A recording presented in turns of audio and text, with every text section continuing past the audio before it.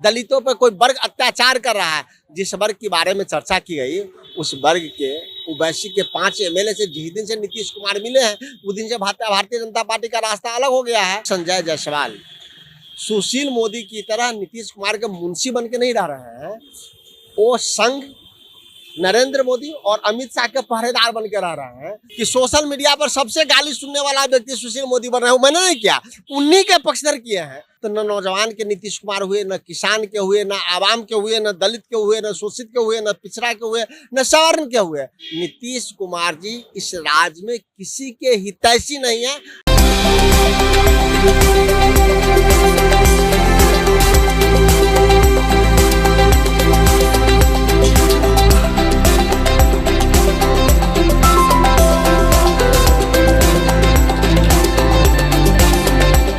बिहार कांग्रेस प्रवक्ता राजेश राठौर जी अभी हमारे साथ है, आइए उनसे बातचीत करते हैं। राजेश राठौर जी, जिस तरह से एनडीए गठबंधन में आग लग गई है, लगता है आप लोगों को उम्मीद जगी है ये एनडीए गठबंधन जो है कहीं ना कहीं इसमें टूट हो जाएगी?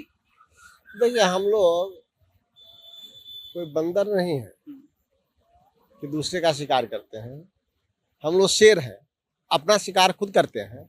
एनडीए की लड़ाई है, एनडीए देखे ना कि उनका कुर्सी कब तक है। अब नीतीश कुमार जी को देखना है कि जिस प्रकार से लगातार 5-6 महीनों से भारतीय जनता पार्टी के प्रदेश अध्यक्ष लॉ एंड ऑर्डर पे नीतीश कुमार पे सवाल उठाते रहे हैं, जबकि नीतीश कुमार का law and order he USP रहा है। नीति आयोग तो पहले ही स्पष्ट कर चुके हैं कि नीतीश कुमार के 16 साल के नेतृत्व में बिहार सबसे पिछले पायदान पे चला गया। एक बच गया था लॉ एंड ऑर्डर, और उसको भारतीय जनता पार्टी ने ही खारिज कर दिया। उन्होंने कह दिया कि लॉ एंड ऑर्डर में बिहार फेल है, तो नीतीश कुमार के पास बच क्या गया? थोड़ा सामाजिक समीकरण बच गया था, जिसको इस बार सुशील मोदी ने अपने फेसबुक पर, जिस पर संजय जायसवाल ने अपने फेसबुक पर लिख के स्पष्ट कर दिया कि इस राज्य में नीतीश के शासनकाल में दलित सुरक्षित नहीं है। दलितों पर कोई वर्ग अत्याचार कर रहा है। जिस वर्ग के बारे में चर्चा की गई, उस वर्ग के ओवैसी के 5 एमएलए से जिस दिन से नीतीश कुमार मिले हैं, उस दिन से भारतीय जनता पार्टी का रास्ता अलग हो गया है।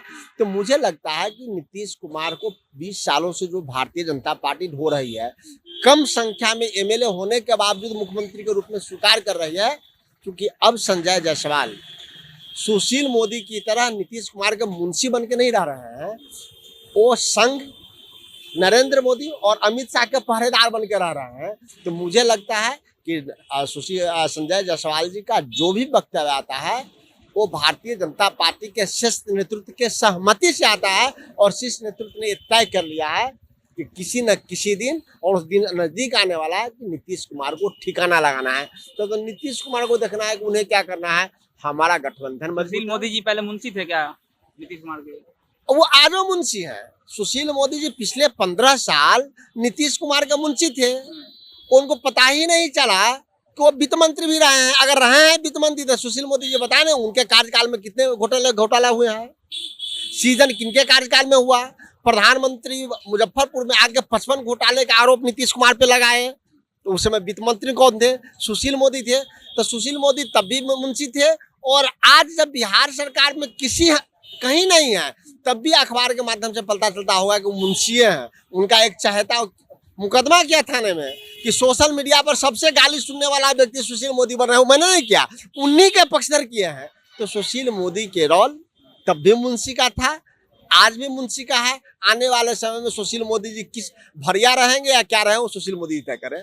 अच्छा, ये तो पहले बीजेपी के एमएलसी टूना पांडे जी, उसके बाद बीजेपी के प्रदेश अध्यक्ष संजय जायसवाल जी, और अब बीजेपी के ही मंत्री जनक राम जी ने अपने सरकार पर सवाल उठा दिया है, नीतीश सरकार पर, जो नीतीश सरकार में दलितों के साथ अन्याय होती है। आप भी इस बात से सहमत हैं?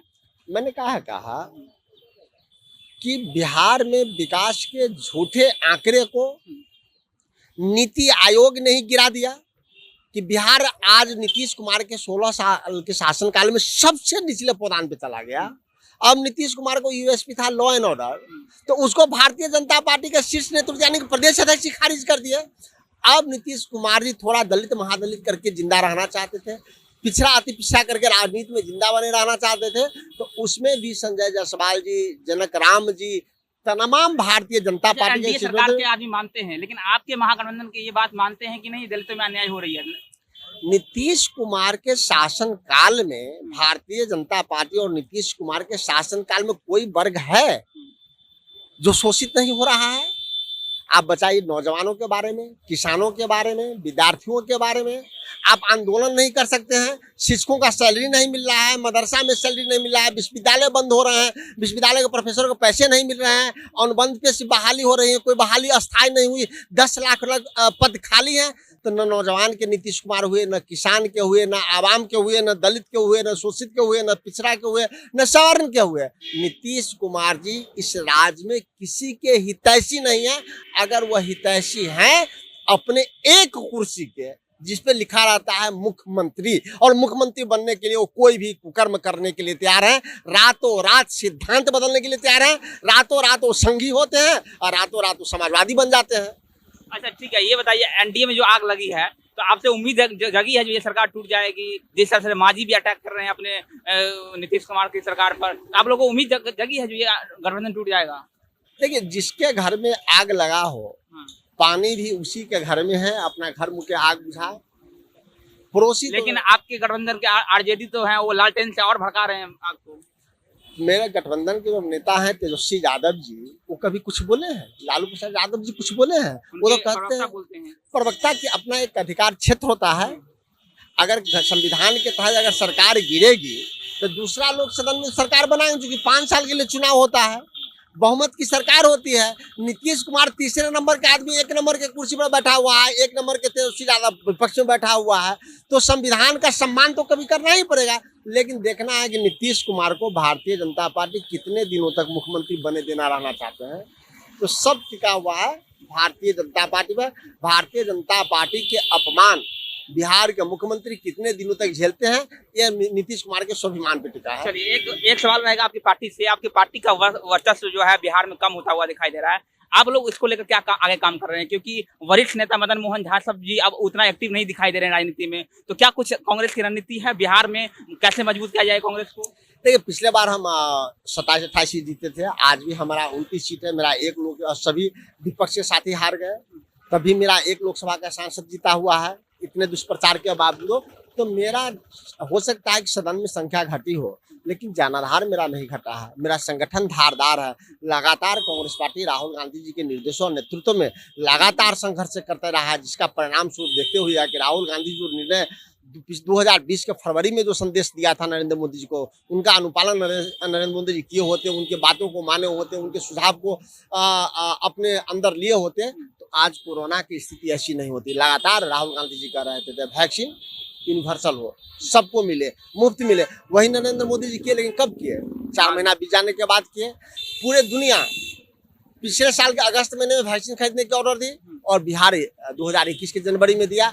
तो कहीं ना कहीं भारतीय जनता पार्टी सत्ता हथियाने में कामयाब हो सकती है, लेकिन जनता की सेवा में कांग्रेस पार्टी समर्पित है, पहले भी रहा है और भारत के एक एक लोग समझ रहा है। इसी कड़ी में बिहार का संगठन ब्लॉक स्तर से लेकर प्रदेश स्तर तक मजबूत है, बेहतर है और बेहतर काम कर रहा है।